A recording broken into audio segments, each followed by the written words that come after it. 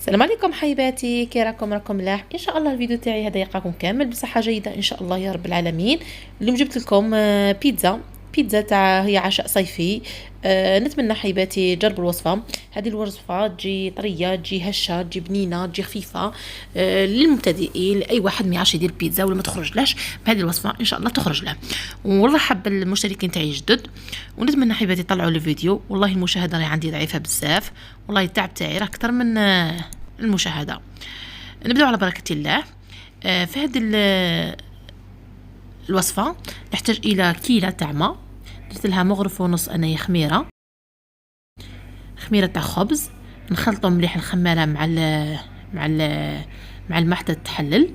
ومن بعد ضفت انا كيله هنايا فرينه، ومن بعد كينا نخلطوا هذيك الكيله تاع الفرينه تاعنا معاهم حتى نتحصلوا على عجين. وهنا حبيباتي بعد ما تحصلنا على عجينه سائله نغطوا عليها ونخلوها ترتاح لمده ساعه ونص حتى تخمر. انا هنا حبيباتي راني غطيتها بالسيلوفان ونخليها تريح، ومن بعد ان شاء الله بعد ساعه نرجع لكم. هنا حبيباتي بعد ما خمرت هاي العجينه تاعنا السائله تكون خميره خدمت المفعول تاعها. انا هاد العجينه تاع البيتزا تجي على مرحلتين، على بها تجي بنينه وتجي هشه وتجي طريه. هنا نضيفو 2 كيلات تاع فرينه،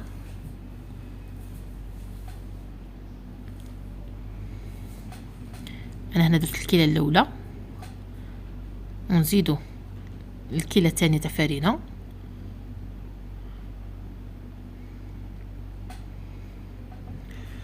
ونلمو العجينه تاعنا حتى نتحصلوا على العجينه تتلصق. كن على درب التفاؤل، عيش حياتك بالفضائل، وابتسم للغير تلقى بيننا أعلى المنازل. بالمصاعب لا تبالي إذ تحديت. وهنا حباتي بعد ما لمينا العجينه تاعنا نضيف لها واحد الملعقتين كبار تاع زيت ونعجنوها حتى ندخلوا هذاك الزيت في العجينه.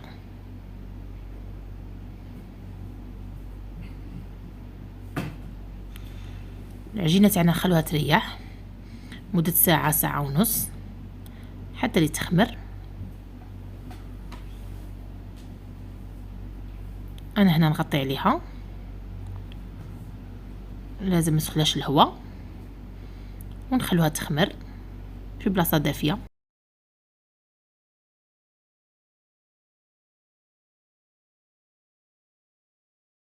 وهنا حبيباتي انا درت الصلصه تاعي لاصوص تاعي تاع الطماطم راهي طيب. درت هنايا ربع حبيبات تاع طماطم، ربيتهم، درت لهم 2 سنين تاع الثوم، ملح، حرور، ودرتهم على نار قليله مع 2 مغارف تاع زيت حتى لي طيب لاصوص. وهنا جبت شويه دجاج مرحي، ندير له شويه حرور، شويه ملح. بالنسبه للحرور هو الفلفل الاسود بالنسبه للمشرق العربي اللي يشاهدونا، تحيه لهم كبيره. وندير لهم ملعقه زيت ونخليهم يتقلوا. هنا حباتي تكون العجينه تاعي خمرت، شوفوا دارت فقاعات، كتشوفوها دارت فقاعات هنا نعرفوا العجينه تاعنا ريحتها مليح وخمرت. نقطعها قريصات كيما هكذا. انا ندير لي واحد 4 خبيزات، شغل على حسب السنيوه اللي عندكم.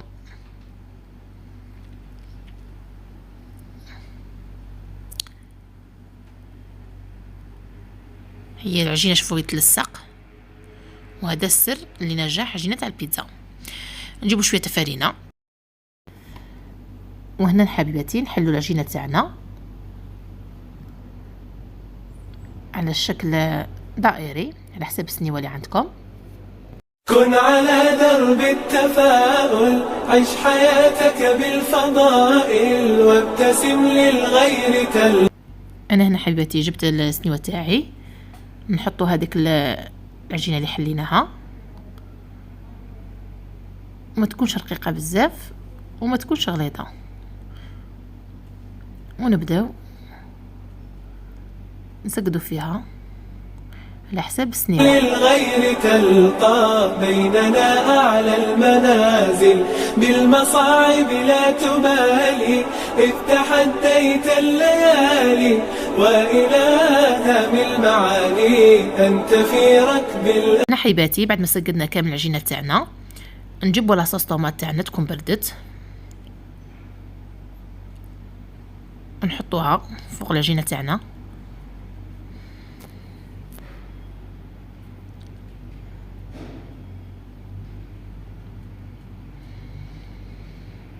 لازم تكتروا لاصوص طوماط تاعكم باش العجينه تاعكم ما تشربهاش وتجيكم يابسه.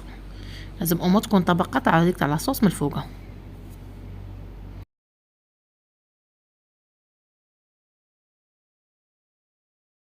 وهنا حبيباتي بعد ما درنا لاصوص تاعنا نديرو طبقه من الفرماج رابي تاع البيتزا. ديروا الذوق اللي تحبوه واللي عندكم في الدار، والذوق شيدر هو اللي مليح وبنين. انا هنا درت الفرماج، درت شويه دجاج، هذاك الدجاج اللي كنت قليتها مع مغرف تاع الزيت.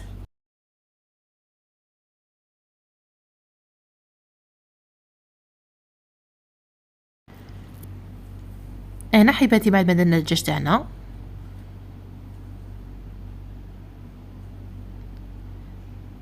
انا هنايا جبت شويه شامبينيون كنت قليتها ثاني مع مغرف تاع الزيت. اللي ما يحبش الذوق تاعه وما يبغيش يقدر يستغنى عنه وما يديرهش.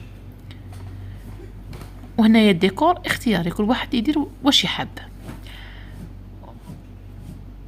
هنا بعد ما درنا تانيك الشامبينيون والدجاج والفرماج نجيبو حبيبه تاعنا تاع الزيتون ونديكوروه على حسب ما نبغو، ونزيدو طبقه واحده اخرى من الفرماج. وهنا الفرماج اختياري، اللي حاب يدير بزاف يدير، اللي حاب يدير غير شويه يدير شويه، كاين اللي ما يحبش كاع الفرماج في البيتزا. ديروا على حسب ما تبغوا.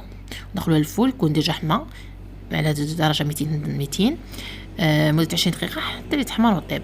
هنا بعد ما طابت لي انا جبت هنا شويه مغرف تاع الزيت وبديت هنا في الحواشي ندهنوهم بالزيت باش يبقاو طريين. حبيباتي وتقدموها وتقطعوها تقدموها. نتمنى حبيباتي تعجبكم الوصفه. اذا جربتوها عجبتكم لا تنسوا الاشتراك في القناه والضغط على زر الجرس ليصلكم كل ما هو لازم مني احبائي، ودمتم في رعايه وحفظه. والسلام مع فيديو اخر ان شاء الله. وشهية طيبه حبيباتي احبائي.